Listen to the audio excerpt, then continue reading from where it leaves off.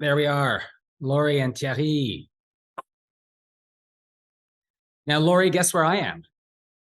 Well, wonders never cease. You're I still know. up. And I've got, and look, I'll just do that. There we go. Shuv, wave. Shuv and I, wave. Shuv and I, hello. Hi. I want to know what candy is in her pocket today. What candy's in your pocket today, Shuv and I? What? Candy. Any gummies? I don't know.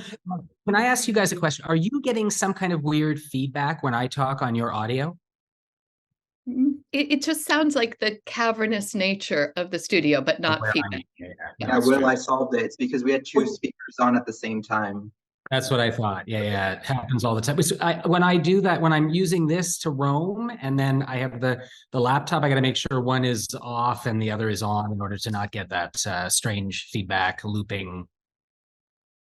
So actually, and it's too bad we can't see. I'm going to show you what it looks like over there. I just got a message. I'll hold it up to the screen. So we've got hang on one.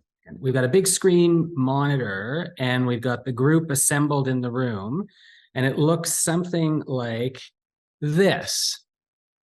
And what's underneath, Rhoda, you can explain what's underneath is the remnants of a piece you produced for Nuit Blanche, right? Yeah, last year, those are the offcuts. So I did this like 16-foot tall sculpture, and I had these 24-foot long carpets that I designed, and it went like to the top of the sculpture and all the way down was like a long runner. And these are just the offcuts from the longer piece. And I've just put them on the floor to work on. Let me see if I can show you everybody in the room as well, if I can.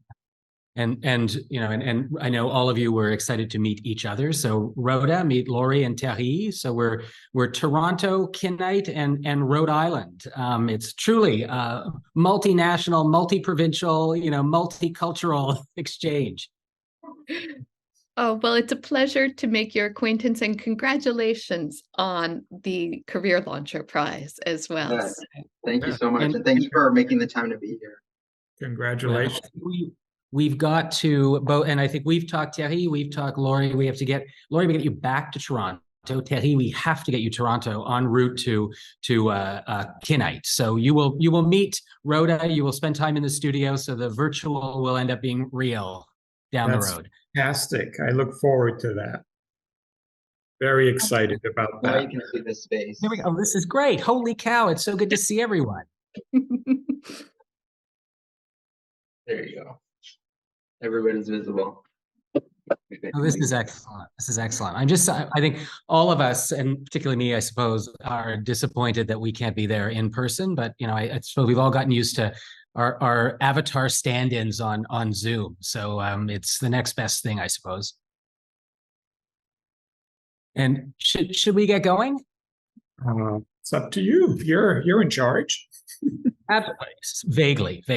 Well, listen, as I said, I wish I could be there, and where I am right now is as I like to say, the end of the globe. And I don't know what it looks like where you are. It's pitch darkness out there. If I could get you any kind of view of the community, you would see a very, very thick blanket of snow. It has been snowing for 4 days. I have missed 2 flights, likely a third tomorrow. We'll see what happens. The only solace is I might be here for the staff holiday dinner, which I apparently am committed to making a turkey if I'm around. So, and thanks again. This is 20 plus years of this award, this prize at 401 Richmond Street. And I know, Laurie, you have been to 401. We've toured 401 Richmond Street. I don't think we saw the studio, but when you're in town next time, and Thierry, as we talked about earlier, we will get you into town, and you will have to see this marvelous, amazing, dynamic cultural facility in downtown Toronto. This prize is really remarkable, and we'll have Rhoda talk about his experience thus far with it. I mean, to afford a 500 square foot, and you see it in the footage that we've got from Rhoda's phone, I'm assuming, a 500 square foot studio in downtown Toronto at 401 Richmond Street. Not only the space to make work, but also the engagement with the community in the building. It is chock-a-block full of individual artists, arts organizations, designers, architects, people who are civic minded, who are looking at urban planning as part of making a healthy and a creative city. And so this, I think, is such an amazing privilege for me to be able to participate and to assist in presenting this each year. As I said, I'm in the Canadian Arctic at the moment. Shuvana Ashuna, one of our most famous artists, is behind me. And I just wanted to touch on a little bit of what you're seeing behind me, because it does relate back to the mandate and the purpose of the award. And we're going to talk about this, from the perspective of Thierry, you and Laurie from Rhode Island, both in the academic milieu. But this facility that I'm in right now, it's been operating for about 65 years. It will be 65 in 2024. And not one of our artists, including this one here, has gone to an art school. It is all mentorship. So generation to generation and peer to peer. And, it's not as active today because, everybody's out there. Were belugas in the harbor, so people were hunting. Again, Laurie, you were here when all that was happening. Mm-hmm. And so for me, it's this amazing environment that I, again, have the privilege of participating in. We're seeing all of this creativity happening, and just to see the young artists interacting with the more senior artists, to see the printmakers mentoring, the apprentice, into being a master printmaker. And this award is all about that.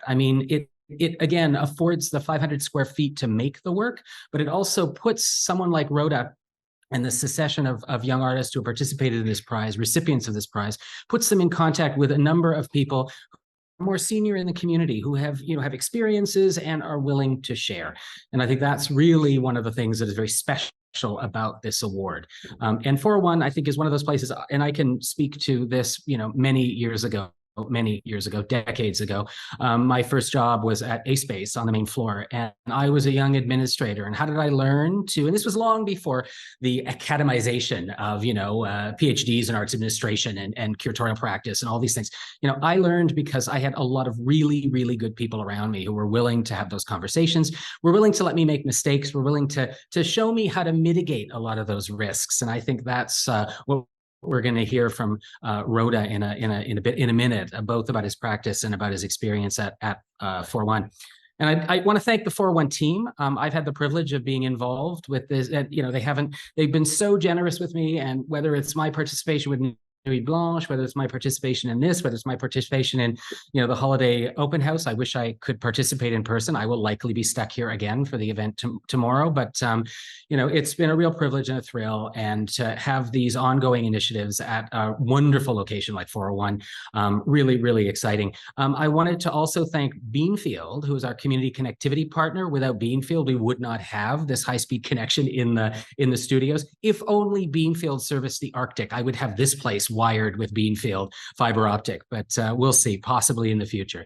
And I'm going to actually sort of move it over to you, Rhoda. Maybe you could, because you're the person of the hour, maybe tell us a little bit about your practice, and then tell us, of course, how you've been, what you've been doing, and what you've been up to at the studio over the last little while since you've been in residence. Thanks, Will. So a little bit about myself. So my background is, and so I'm going to speak to the camera and try to speak to people at the same time. So I was born in Iraq, in the Kurdish region of Iraq, and we left Kurdistan when I was a year old and settled in Turkey, and then into Quebec, and then eventually in the GTA, Greater Toronto area. And so I left there so early, and a lot of my ideas and memories of my culture and trying to kind of return to my culture and gain a little bit of proximity to it is based in kind of like fantasy and imagination. It's through my parents' memories. I've only ever been back once when I was in middle school, so it was so long ago, and it was only there for a month.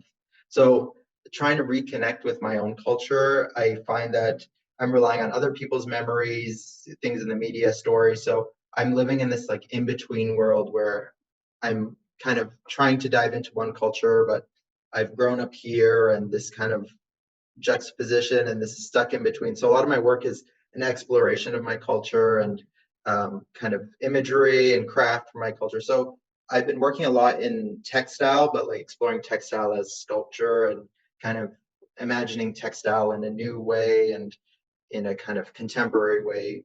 And so a lot of my practice is there. And mainly I'm doing public art. I'm trying to transition into other forms, maybe more gallery based as well. But right now, the majority of my practice is in public art, and public art has like a different level of accessibility too. Also, it's the temporariness of public art also speaks a lot to my practice, because if you know anything about the Kurdish struggle and Kurds in general, you know that permanence is an issue.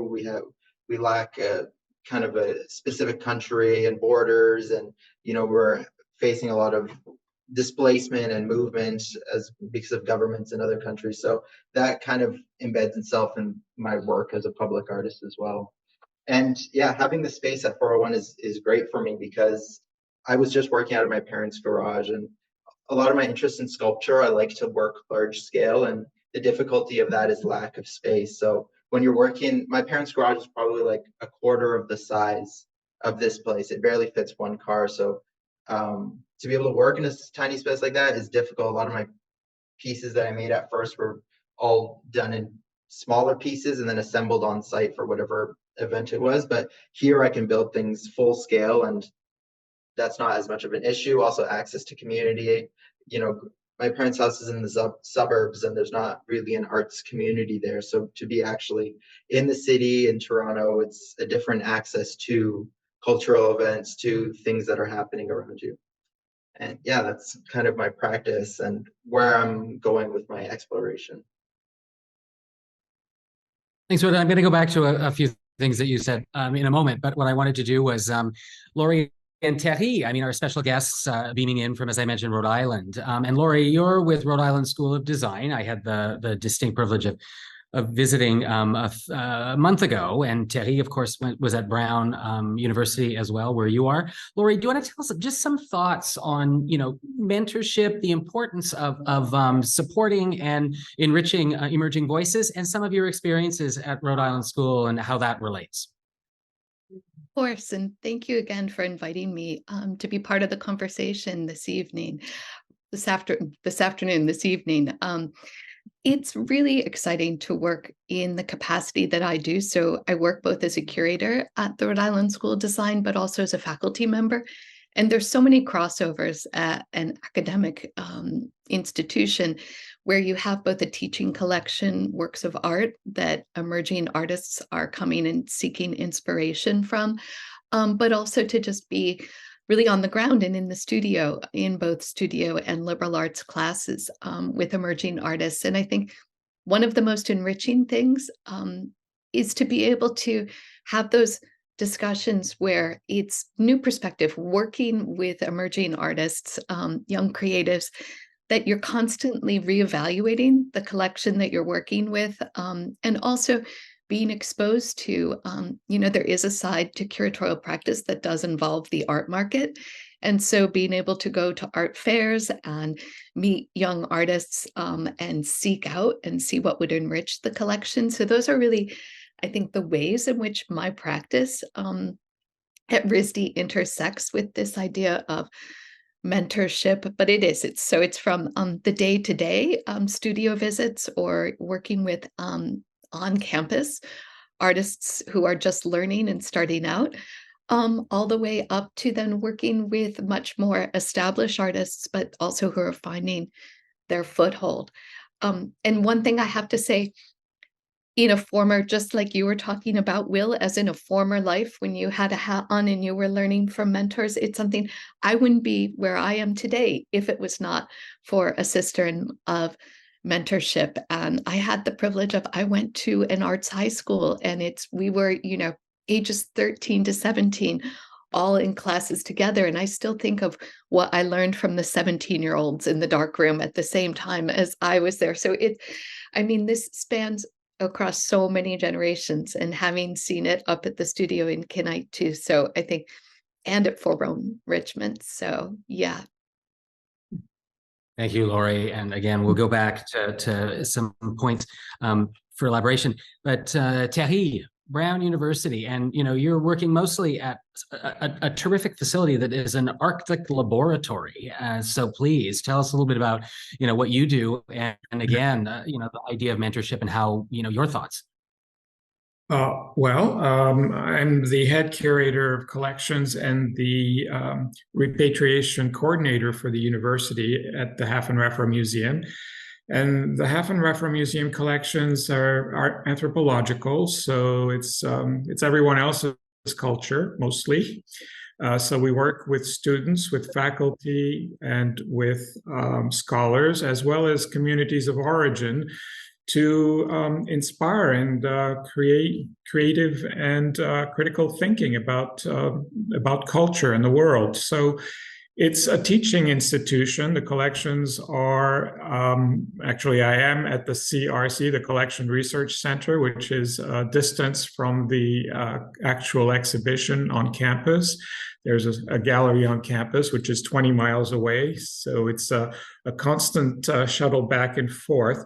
But mentorship and fostering interdisciplinary research and work has always been the goal of the museum.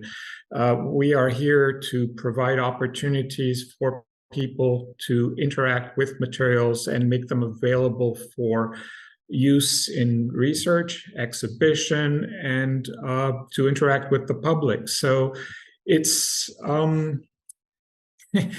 been an interesting institution because I've been here for 40 years, which is a long time, and I've seen this institution change dramatically as new methods and new paradigms have changed in the museum world.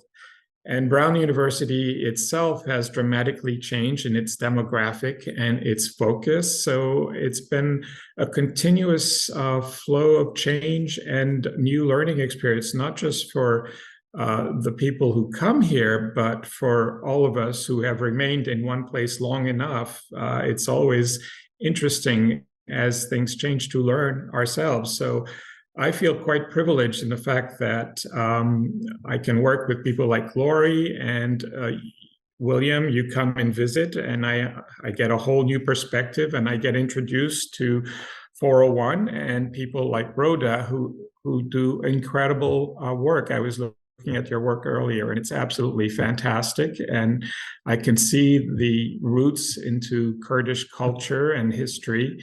And these are all things that we are very interested in proliferating at Brown with students, with faculty. So the faculties use the collections. We promote their use for teaching. And it's not just we're available to the Rhode Island School of Design and any other institution, including high schools and even kindergarten up. So it's a resource for the entire community. And we are undergoing dramatic changes as the university has decided to relocate all of these collections. There is over 1 million objects in the collections, and we have to do an inventory to get the material ready to move in a few years. But as you mentioned, there is a very strong Arctic program here at Brown in Rhode Island. We have ties to the communities in Alaska. Mostly, not to the communities up in Canada as much, although we have had many Canadian artists come here. Andrew Kwapik and Peter Ehrnick have come to the museum to make presentation and talk about their art and their lives. So we try and provide opportunities for this cultural exchange. And so this is what we strive to do, promote artists and educate our communities about what the greater world is all about through material culture largely, but it's all, in the end, it's all about the people behind that. That's generally the gist of what goes on here and what I do. And you were mentioning those changes at Brown, and I'm assuming these are changes in teaching methodology everywhere. And is one of them to provide more access in recent years or recent decades, provide more access artifacts, objects that are in the collections to make it more of a teaching platform than just a sacred space for the collection and preservation of historical objects. Right. Well, that is very true. Although there's the nice distinction between anthropology museums and art museums is that anthropology museums are perhaps less concerned with masterpieces and absolutely gorgeous objects. We like everything, including very humble tools and materials that the art museum would not have. However, those barriers are changing, and museums like the Art Museum at Rhode Island School of Design are now thinking in different ways about things, about how to interact with people and materials. Yes, there has been a lot of changes. And the other thing that the museum also works on is educating people about museum practices and how to work in museums, what museums are, and how museums now are more self-reflective as to and critical of themselves and how they do things and think about their collections. This was not something that was more obvious in the past, but today it is primary, looking at collections as the stewardship and how does that relate to the people who actually made and used and thought about these objects.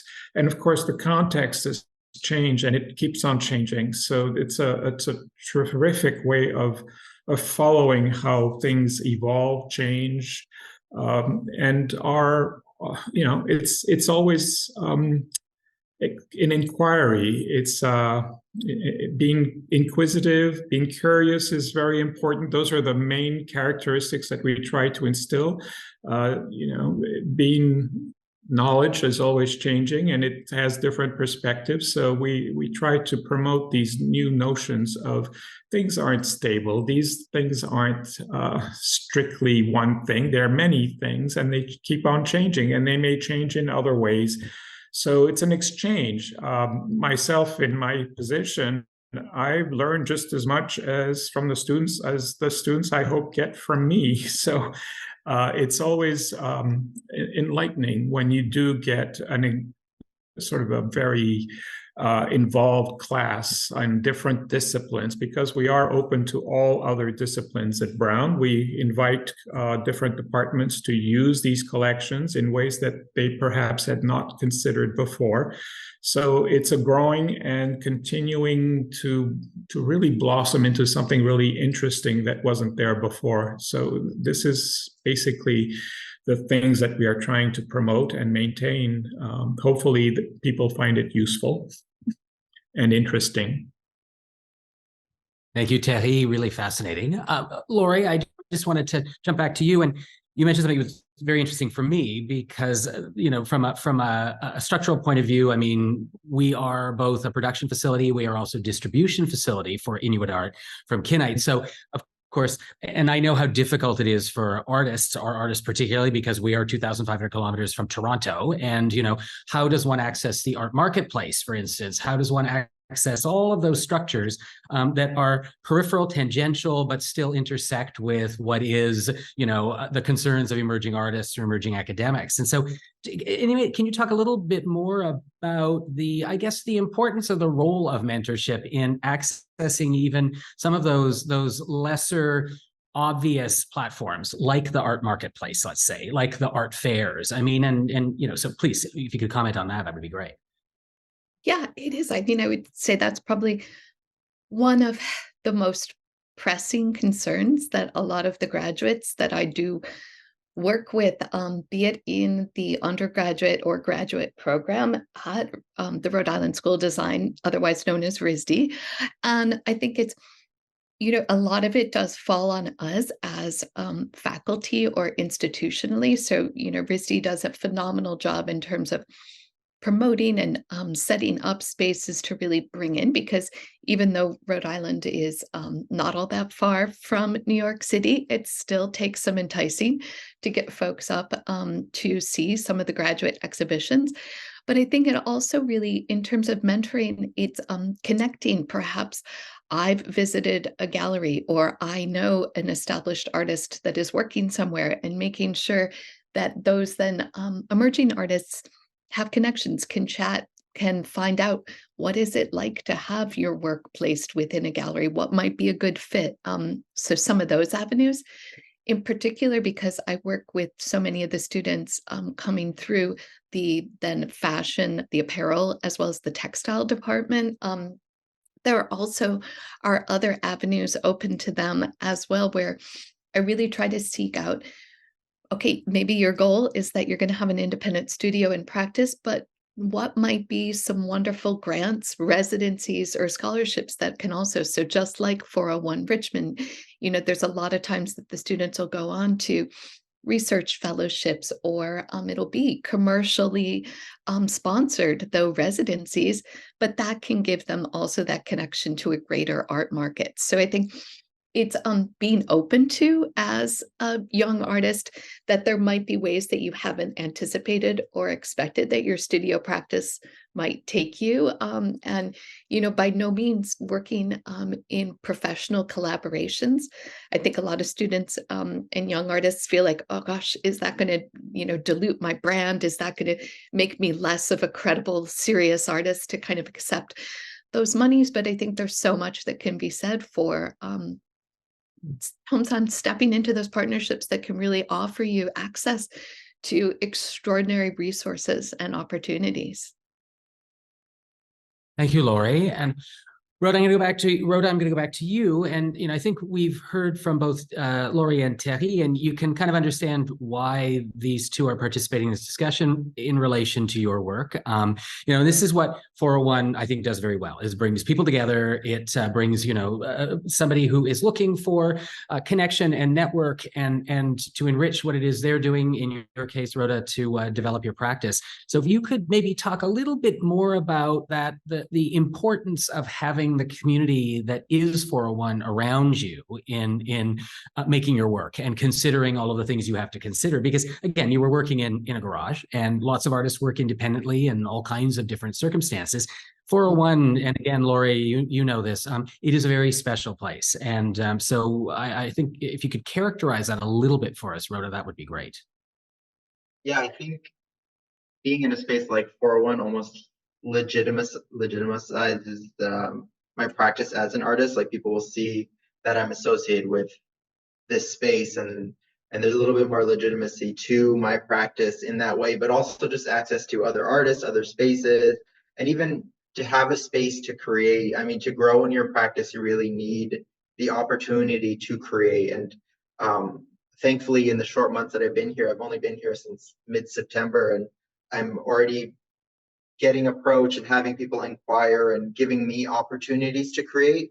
Because really, my practice, it's difficult to create just for the sake of creating. When an opportunity is presented to you to create, or a space or funding or a grant or whatever it might be, it gives you the opportunity, the incentive to create. And through creation is the research that goes into the work, into growing my practice and things like that. So it's not only the people in the space, it's the space itself, it's the community, it's the location of the space. There's all these elements that go into why such a space in such a city and the location that it's in, that helps grow my practice. And it's not only here, it's to be able to jump off from here and use this as a point to have people come and meet me and meet with me, and then give me opportunities to go elsewhere. I mean, you were talking about material cultures as well, Terry.